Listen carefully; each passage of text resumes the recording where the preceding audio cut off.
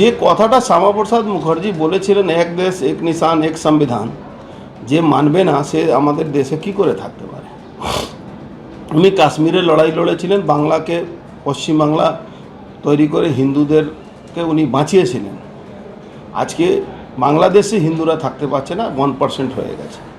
তো কালকে একটা বাঙালি হিন্দুর মধ্যে এই ছাপটা আমরা দেখতে পেলাম কি যে বাঙালি হিন্দুদেরকে বাঁচাবার জন্য যে লড়াই, যে হুঙ্কার, কে মুসলমান আমাদেরকে ভোট আমাদের সঙ্গে নেই, আমাদের সঙ্গে থাকবে না, সে মুসলমানদের তর্জ করার দরকার নেই। এটা উনি যা বলেছেন, একটা আমরা তো শ্যামাপ্রসাদ মুখার্জিকে আমি দেখার সৌভাগ্য পাইনি, কিন্তু যা পড়েছি, যা দেখেছি, যা শুনেছি, তাতে বোঝা গেল এটা বাঙালি হিন্দুর মধ্যে সেই জোশটা আবার ফিরে দেখছি। শুভেন্দু অধিকারীর পাশে যে শুধুমাত্র অর্জুন সিং দাঁড়িয়েছেন এমনটা নয়। কট্টর হিন্দুত্বের লাইনে থেকে শুভেন্দু অধিকারীর মন্তব্যের পর তার পাশে দাঁড়িয়েছেন বিজেপির প্রাক্তন রাজ্য সভাপতি তথাগত রায়। তিনি বলছেন, রাজনীতিতে সবাই সত্যিটা এভাবে জোরে বলতে পারে না। দীর্ঘজীবী হন শুভেন্দু। সুকান্ত মজুমদারের কড়া বার্তার উল্টো সুর তথাগত রায় বলায়।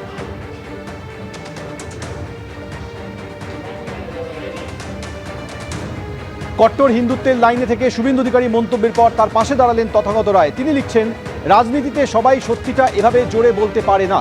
দীর্ঘজীবী হন শুভেন্দু। সুকান্ত মজুমদারের কড়া বার্তার একেবারে উল্টো সুরে তথাগত রায়। বাক স্বাধীনতা আছে, প্রত্যেকের নিজস্ব মত প্রকাশের অধিকার আছে, আলোচনা, প্রশংসা, সমালোচনা করার অধিকার সবার আছে। সবাই একই মতের প্রতীক হবে তার মানে নেই। যারা আমার মতের সঙ্গে একমত হয়েছে তাদের প্রতি আমি কৃতজ্ঞতা জানাই। যারা সমালোচনা করছেন তাদের সমালোচনাকেও আমি স্বাগত জানাই, কোনো সমস্যা নেই। এটাই ভারতবর্ষের সংবিধানের অলংকার। শুভেন্দু অধিকারীর পর এবার সুকান্ত মজুমদারের সঙ্গেও অর্জুন সৌমিত্র বিভাজন। কেন কথা বলছি? কারণ আপনারা জানেন যে অর্জুন সিং এবং সৌমিত্র খা তারা দলীয় সংগঠনের শৃঙ্খলা নিয়ে প্রশ্ন তুলেছিলেন এবং দলীয় সংগঠন নিয়ে প্রশ্ন তুলেছিলেন। আর অর্জুন সৌমিত্রকে সতর্ক করলেন সুকান্ত মজুমদার। ভোটে ভরাডুবিতে নেতৃত্বকে দায়ী করে আক্রমণ, সতর্ক করলেন সুকান্ত মজুমদার। বাড়িতে বসে আলোচনা করে কাজ হবে না বলে দলের রোষে পড়লেন অর্জুন সিং, সৌমিত্র খা। কিছু বলার থাকলে কেন্দ্রীয় সভাপতিকে বলুন, মন্ত্রীকে বলুন। দলের ভেতরের কথা কেন বাইরে? প্রশ্ন বিজেপি রাজ্য সভাপতি। বুথ লেভেল একেবারে শূন্য হয়ে গেলে দায় নিতে হবে ওপরতলাকেও। ঠিক কি বলেছেন দেখুন।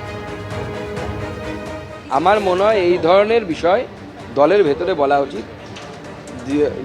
কোনো জায়গার যদি সংগঠন জিরো হয়ে যায় তাহলে সেই এলাকার নিচুতলার লোকেদের থেকে শুরু করে উপরতলা অবধি সবার দায়িত্ব না? দায়িত্বটা তো আমাদেরও। এই ধরনের মন্তব্য করা উচিত নয়। আমরা বারবার বলছি, এই ধরনের মন্তব্য করা উচিত নয়। আপনার যদি কোনো মন্তব্য থাকে আপনি উপরে করুন, আপনার নেতৃত্ব আছে, আপনি সর্বভারতীয় সভাপতির কাছে গিয়ে করুন, সর্বভারতীয় সংগঠন সম্পাদক মাননীয় সন্তোষজির কাছে করুন। আরও অনেক নেতৃত্ব আছে, সুনীল বনসালজি আছেন, মঙ্গল পাণ্ডেজি আছেন, অমিত মালব্যজি আছেন, এদের কাছেও আপনারা করতে